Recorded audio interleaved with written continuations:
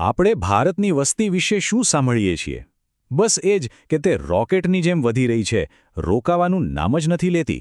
પણ શું થાય જો હું કહું કે એક નવો આંકડો આખી વાર્તાને પલટી રહ્યો છે? ચાલો આજે આ જ કોયડો ઉકેલીએ અને જોઈએ કે ભારતના ભવિષ્ય માટે આના શું સંકેત છે. આ રહ્યો એ જાદુઈ આંકડો 1.9. તાજેતરના એક રિપોર્ટ પ્રમાણે આ હવે ભારતનો નવો પ્રજનન દર છે, જે પહેલાં 2.0 હતો. હવે આ ફેરફાર કદાચ નાનો લાગે, પણ વિશ્વાસ કરો, ભારતની વસ્તીના ભવિષ્ય પર તેની અસર બહુ જ મોટી અને ઊંડી થવાની છે. તો આ 1.9 છે શું? આ છે ટોટલ ફર્ટિલિટી રેટ, એટલે કે TFR. એકદમ સાદા શબ્દોમાં કહીએ તો આ આંકડો બતાવે છે કે ભારતમાં એક સ્ત્રી પોતાના જીવનકાળમાં સરેરાશ કેટલા બાળકોને જન્મ આપે છે. અને આ એક જ આંકડો કોઈ પણ દેશનું ભવિષ્ય બદલવાની તાકાત રાખે છે. જો વિજ્ઞાન કહે છે કે કોઈ પણ દેશની વસ્તીને સ્થિર રાખવા માટે 2.1નો TFR જરૂરી છે.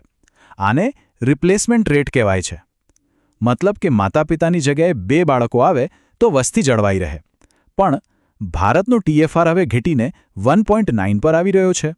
આનો સીધો અર્થ એ છે કે ભવિષ્યમાં ભારતની વસ્તી વધશે નહીં, પણ ધીમે ધીમે ઘટવા લાગશે. તો શું આ ચિંતાની વાત છે?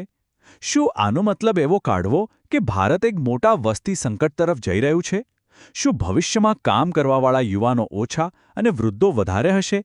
આવી સમસ્યાઓ ઊભી થશે? કારણ કે દુનિયાના ઘણા વિકસિત દેશો આજે આ જ સમસ્યાનો સામનો કરી રહ્યા છે.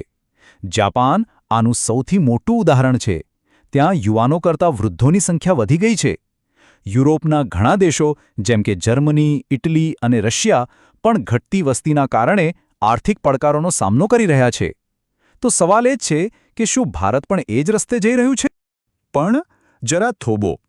1 મિનિટ માટે વિચારીએ. શું વસ્તીની કુલ સંખ્યા જ આપણા માટે સૌથી અગત્યની બાબત છે? કદાચ આપણે ખોટા સવાલ પાછળ દોડી રહ્યા છીએ. ચાલો આ આખી વાતને એક બિલકુલ નવા દૃષ્ટિકોણથી સમજવાનો પ્રયત્ન કરીએ. કારણ કે ખરી વાત વસ્તીની સંખ્યાની નથી, પણ વસ્તીની ઘનતાની છે. એટલે કે 1 ચોરસ કિલોમીટરના વિસ્તારમાં કેટલા લોકો રહે છે. અને સાચું કહું ને તો આ એક જ મુદ્દો ભારતની આખી કહાણીને બદલી નાખે છે. જરા આ આંકડાઓ જુઓ. ભારતમાં દર ચોરસ કિલોમીટરે લગભગ 484 લોકો રહે છે. હવે એની સરખામણી ચીન સાથે કરો, જ્યાં આ આંકડો માત્ર 151 છે. અને અમેરિકામાં તો ફક્ત 38. આ બતાવે છે કે આપણે ત્યાં કેટલી ગીચતા છે. ખરેખર જમીન આસમાનનો તફાવત છે ને? આને બીજી રીતે સમજીએ. અમેરિકા પાસે આપણા કરતાં લગભગ 3 ગણી વધારે જમીન છે, પણ વસ્તી આપણા ચોથા ભાગની જ છે. ચીન પાસે પણ આપણાથી 3 ગણી વધુ જમીન છે, જ્યારે વસ્તી લગભગ સરખી છે. હવે વિચારો, આપણા પાણી, જમીન અને જંગલો જેવા મર્યાદિત સંસાધનો પર કેટલું જબરદસ્ત દબાણ હશે. અને આ રહ્યો સૌથી ચોંકાવનારો આંકડો. આપણી પાસે દુનિયાની કુલ જમીનનો માત્ર 2.4% હિસ્સો છે, પણ આપણે દુનિયાની લગભગ 17% વસ્તીનું પેટ ભરીએ છીએ.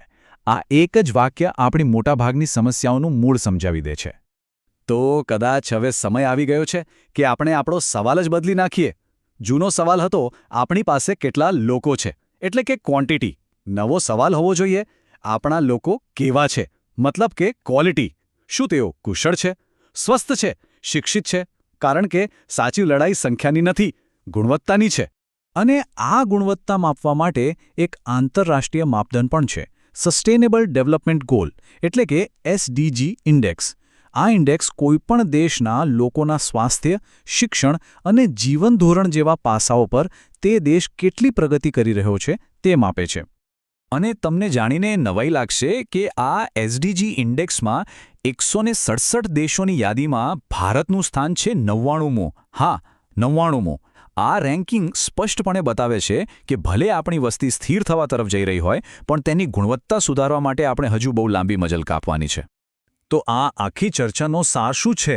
એ જ કે ઘટી રહેલો TFR એ કોઈ સંકટ નથી, પણ આપણા માટે એક સુવર્ણ તક છે.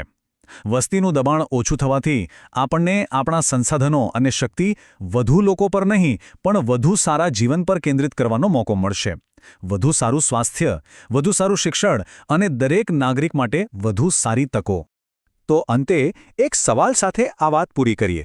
આપણો અસલી પડકાર વસ્તીના આંકડા ગણવાનો છે કે પછી દરેક વ્યક્તિને ગણતરીમાં લેવાનો છે?